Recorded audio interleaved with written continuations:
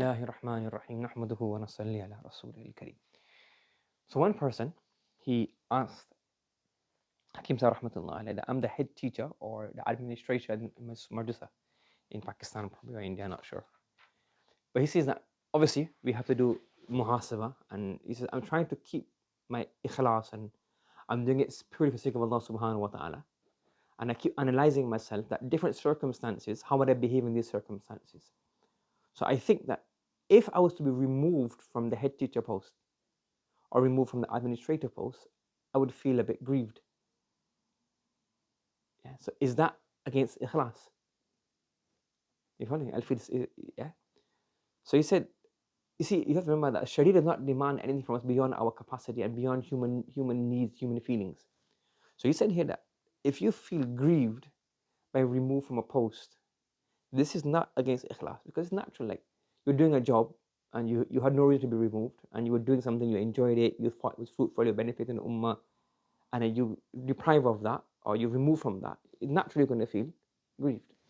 What you should do is that you say you're doing this for Allah subhanahu wa ta'ala's sake. So what you do, you check and think to yourself, if I was removed, you'd feel a bit grieved. But would you try to do something if they give you another job or something else which is lower? So even if you feel natural grief that I wanted to do that and I was enjoying that and I was productive in that, would you still do that job? So if your goal is to acquire Jannah, so natural feelings is beyond your control. So you feel grieved or a bit saddened that I was removed unjustly, I was removed from this position, and I enjoyed that. But are you willing to do another job for the sake of Allah subhanahu wa ta'ala? If you're willing to do another job, which may be less. So after you get over your initial grief, you're willing to do another job for the sake of Allah subhanahu wa ta'ala. That means that in there the objective was Allah subhanahu wa ta'ala. Here the objective of Allah subhanahu wa ta'ala. And the grief is natural because you had something you're familiar with, you habituated to it, you liked it, you enjoyed it. So now that's not a problem. You understand? So naturally you will feel grieved.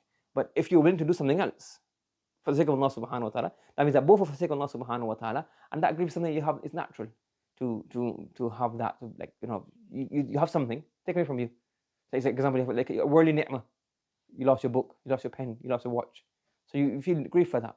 And if you think that I was doing a lot of work there and that's taken away from you, you feel grief for that, not a problem. Just mean after that grief goes away, or despite that grief, you continue doing something else. And that's the sign of ikhlas. So to have grief is not against ikhlas. You understand? But you see how deep his thinking was, how much he's doing muhasabah of himself. That if this was to happen, then I may feel grief and is it, so how much he's looking at himself. And then him, the teacher, is saying that don't worry so much. I mean, you worry, good, but having natural feelings and natural grief and hurt is not something against the Sharia, because the Sharia doesn't ask for anything that's beyond our capacity. فهمت؟ سبحان الله وبحمده سبحانك اللهم وبحمدك ونشهد أن لا إله إلا أنت نستغفرك ونتوب إليك.